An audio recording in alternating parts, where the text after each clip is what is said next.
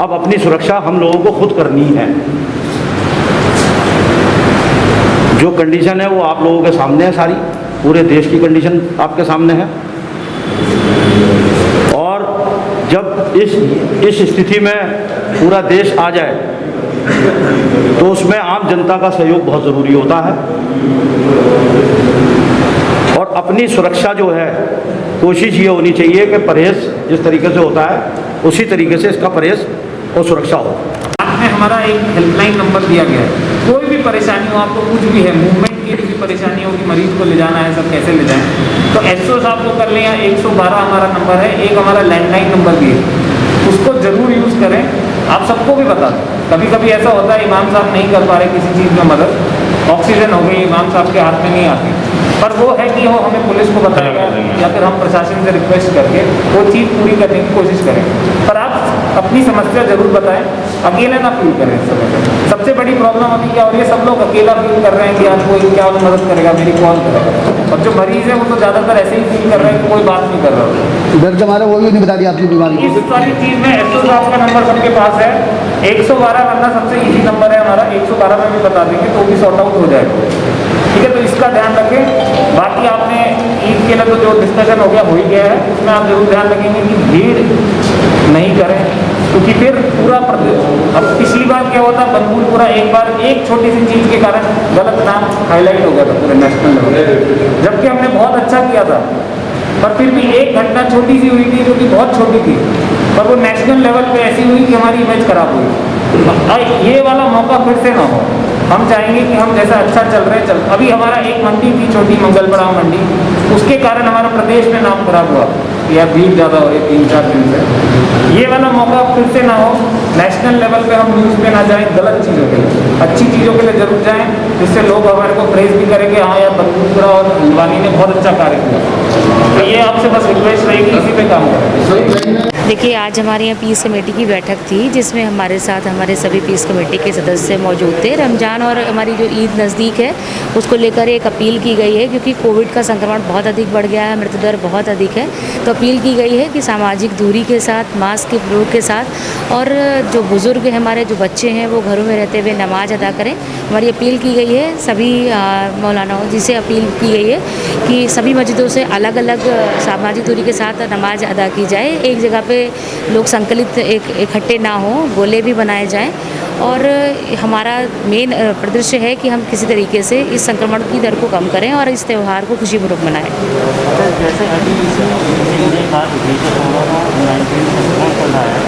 वहीं नगर के पास meeting ground है गोला में, उसमें धुआं लगातार हो रहा है, उससे भी बहुत लोग संक्रमित हो रहे हैं और कोविड-19 का प्रकोप भी बढ़ने का है, उसमें क्या तैयारी है? देखिए, अभी इस तरीके की शिकायत जो यहाँ प्राप्त हुई थी, उसके लिए हमारे नगर आयुक्त साहब से संबंध में वार्ता भी की गई है, और उनके द्वारा ये भी जो आग लगी हुई है उसको बुझाने के लिए प्रयास किए जा रहे हैं। देखिए, सबसे पहले मैं आपके चैनल के माध्यम से ये कहना चाहता हूँ कि मैं भी इस महामारी का शिकार हुआ था, और आप लोगों की सबों की दुआ से मेरी रिपोर्ट कल ही नेगेटिव आई है, और 20 दिन के बाद मैं स्वस्थ हूँ और आप लोगों के बीच में हूँ।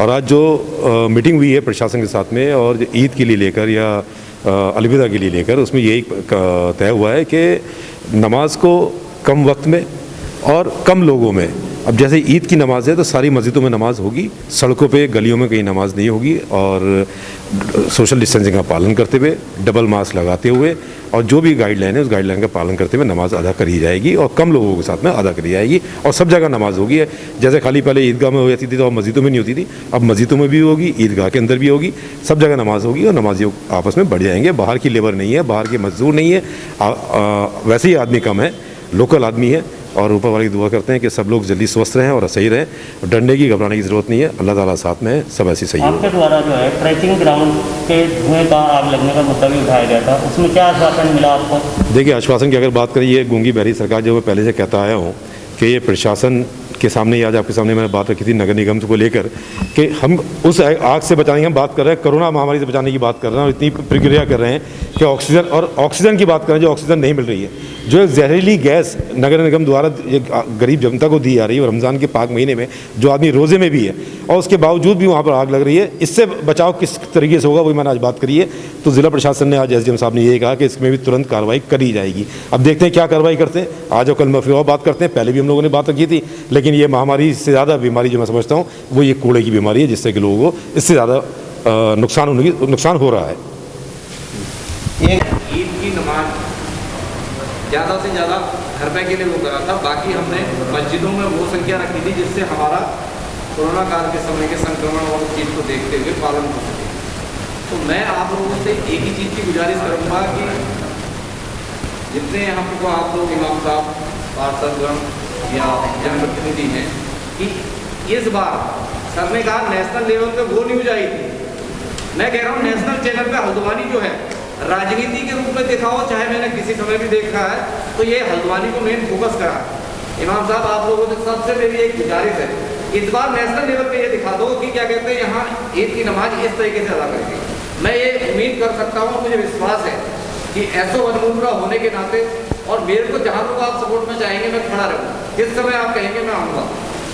बस आप लोगों से यही गुजारिश है, अगर नेशनल लेवल पर हो जा सकती है तो नेशनल लेवल पर आप ये पेश कर सकते हैं कि हम यहाँ पर कोई ईद की किस तरीके से नमाज अदा करते हैं, किस तरीके से ईद मनाते हैं। तो मैं इतनी उम्मीद को मेरा भी हक बनता है और आप लोगों मेरे से जो हक बनता है, सीओ सर ने कहा है जो मदद के लिए आप कहेंगे मैं खड़ा रहूँगा।